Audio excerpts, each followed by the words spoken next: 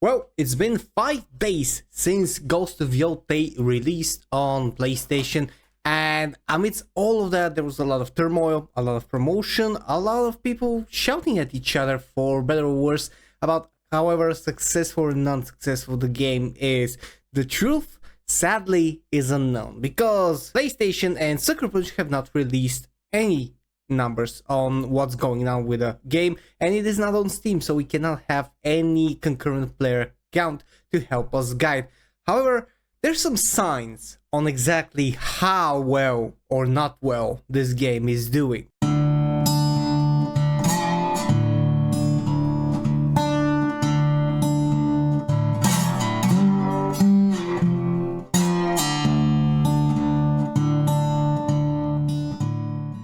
Greetings, ladies and gents, my name is Hills, the bearded Balkan blabbermouth, and I am discussing, and today we're going to take a look at what's happening with our most anticipated, or maybe not anticipated, most likely game of this year, the sequel to Ghost of Tsushima, the evergreen, the amazing all-female Power Ring game that sadly has gotten some controversy, and I am saying sadly because I did manage in these 5 days to take a look at some streams and some clips of this game, however scarce they were, especially on YouTube, and I gotta say, the game is not as bad as you might think. Visually, it is good, gameplay seems good enough, and you could say there is some kind of a story there, although I couldn't find anything very interesting about it. So in overall, the game is kind of decent in my opinion, and I'm saying this as a neutral person, and I'm separating what it is from what the entire controversy behind that game is, and namely their lead voice actors being an Antifa, which is already a designated terrorist organization, and Sucker Punch being woefully silent and trying to sweep under the rug the fact that one of their devs, if not more, have celebrated the death of none other than Charlie Cook. But we're here to talk about numbers, and numbers are what defines the success of a released game. Whether or not it's going to be good, whether or not it's going to be bad, whether it's going to be boycotted or celebrated wholeheartedly by the entire community. And we don't have numbers, as I said previously. We have speculations, but these speculations are very motivated by what we know and the fact that we can use logic and some guidance from previous instances to see what's going on. And now we're going to take a look at a couple of instances of that. I'm going to start off with a reply to a post by SmashJT from one Zeke/Ninja, who has posted a picture 1 million copies. So this looks kind of official if you ask me, and we're going to get to that because the font sound looks good and stuff like that. Smash replied, "Your source? My source is that I made it up." And then we have from Strange Brew Gaming a link to GameReactor.eu, who is posting a supposed source for that $1 million number. And when we go to that website, this is the article that he was referencing in that link. Sells 1.3 million copies, surpassing Tsushima's launch. Very, very bold statement, and probably plated with a lot of evidence, right? Well, their evidence is a tweet by someone Millie A, who is just a single account, who says, "Hearing 1.3 million copies sold on first day for Yotei." Hearing, that's a very key word. Ever so slightly ahead of Tsushima's first 24 hours of 1.25 million. Tsushima kept pace on its second day with another 1.15 million copies sold. Can Yotei keep up? That's the link. That is the source of their information. They don't have anything else. Anything. They don't have links. They don't have any statistics. They don't have any charts. They don't have any insider information. They have one X account that has posted this, that they're hearing it. The X account in question hasn't posted anything either. So we're on a hearsay, he says, she says. So if I now say that Ghost of Yotei actually sold 2 copies and I get enough traction, maybe I will be a credible source of information as well, wouldn't I? And to counter this amazing argument filled with proof and filled with a lot of sources that celebrate the success of Yotei, I'm going to showcase you some posts by prominent, in my opinion, creators that do operate on logic and not on just I hear it happen.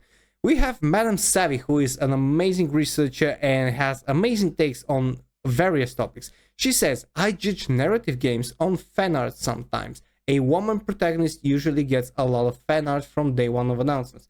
Ghost of Yotei has virtually no fan art from any major following artist who draws trends. If you can't inspire artists, in my opinion, big yikes, no staying power, much like most slop made in the West these days. Which is true. If you take a look at, let's say, Stellar Blade, Split Fiction, Expedition 33, even Assassin's Creed Shadows, you see that there is fan art of these games, and the last one that I mentioned is a financial flop by all accounts. So even they have fan art, and even they inspire artists to draw something to either mock it or either praise it or make it even more epic. Silksong is a very prominent example of that, because we have had a lot of different, I would say, artistic depictions of Hornet from Silksong, and I will not divulge any more information on that. We jump to J Viper, who in these situations is very good with numbers and pretty much having a very correct speculation on how a game is doing. He was very correct on Velgard and previously, and I followed him for his takes ever since. Let's talk numbers, he says. It's reported that Yotei cost 60 million. I think that's low, as the dev says very similar about both the game's cost and the numbers of devs, and the numbers devs went up. Now add marketing of 50 million, which could also be low. This means it needs to hit $110 million to come close to breaking even, and that excludes Sony paying taxes on its earnings and any storefront cost on physical sales. That means Yotei needs to move 1.5 million to break even in the very best scenario. It's likely closer to 2.5 million copies. I would almost entirely agree with it, although I do think that with all the promotion that Sucker Punch Studios posted for on various sites, trains, billboards and stuff like that, I think that if nothing else, marketing budget is at least 70 million, and the development cost should be at least around that too. So let's keep it at 140 by my estimate. I'm not saying that I'm right, but this is what I think. And that means that they really do need to go at least 3 million to be able to call it a financial success, because you know that platforms take at least 30% of any sold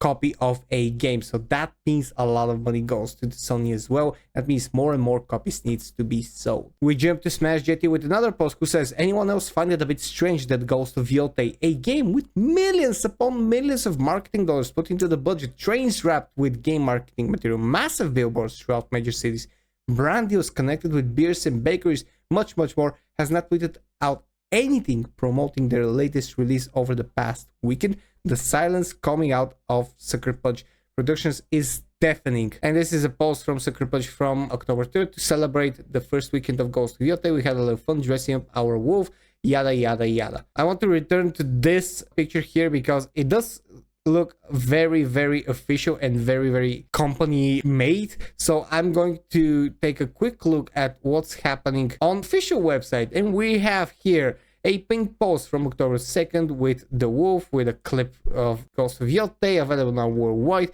We have from 19 hours ago, join us on soundtrack listening party. We have patch 1008, which is a new patch that they're doing to stabilize the game. We have another soundtrack post from PlayStation. It's a repost. We have the post from the 4 that we took a look from Smash JT's post, and nothing else. We don't have anything else, ladies and gents.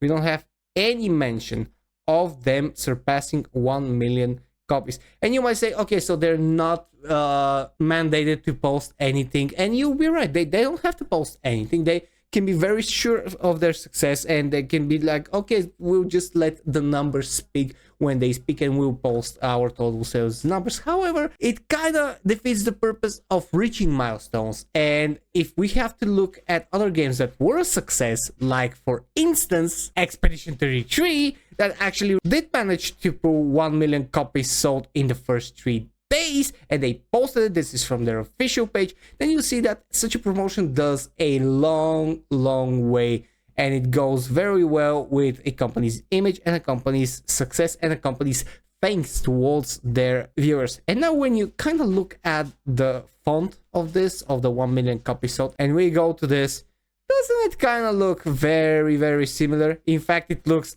absolutely the same. So this is the length that some people would go to actually fake some information like this. And hey, maybe they did reach 1 million or 1.5 or even 2 million, but their silence is very telling. It is very telling when a company is silent about any potential positive thing that their game has achieved. This is something that they have promoted to that, like they have done the impossible. They have spent so much money promoting it left and right, promoting it on X, promoting it in real life, promoting it on websites, on advertisements, on everything. And now they have nothing. They have said nothing about reaching even $1 million, which in my opinion should have been reached within the first 24 hours for a game like that. They should have already be surpassing 2 million. And again, I'm not talking about that the game is bad. I'm not talking about the game experience in itself. I have seen people enjoy it. It doesn't look bad, but the whole thing of the controversy that surrounds that company and the things that they did to themselves are what drives that confusion and that suspicion. And they are still very, very quiet about all of this. You have thousands upon thousands of people asking these questions, asking what's happening, why are you being silent, why are you not saying anything, why won't you stand with gamers, with the people who would actually want to give your game a chance, even between you not hiring these people and being involved in so much controversy. Speak your mind, show the gamers that you care and that you stand with them. No, they didn't do that. They have been silent upon silent, and now they're silent about even their success. And everything that I just said in this video and everything that I showcased you, it is speculation. It is not concrete numbers, it is not concrete data, but it is speculation born out of logic. So we might be wrong, J Viper might be wrong, Madam Savvy might be wrong, Smash JT might be wrong, I might be wrong. We might be witnessing and being in the presence of the greatest and the most sold game ever to be sold in the history of sold video games. However, we also have this photo from one Billy Timble from October 4th. And I'm seeing some pretty full shelves over here, you know. These does not look the shelves of a game that will sell very much. So I don't know what they're doing, but I don't think they're doing that at all. This is just my speculation. I don't know if this is true or not.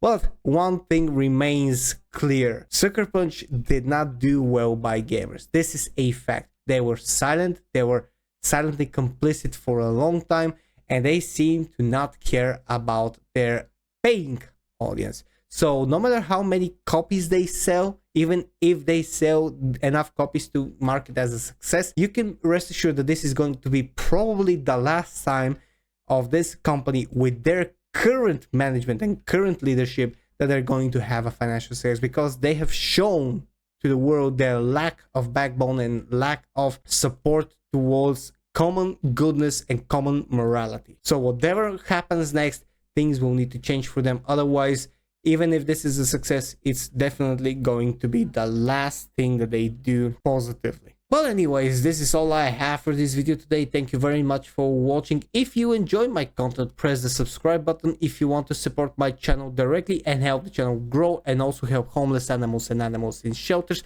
press the join button and become a DiscussThing Guild member. It starts from $1.50 and you can get access to a lot of great clips of cat feeding and what we do to support our stray friends. Thank you very much for watching. My name is Kelso. This was DiscussThing, and I'll see you guys in the next video. Cheers and stay fresh.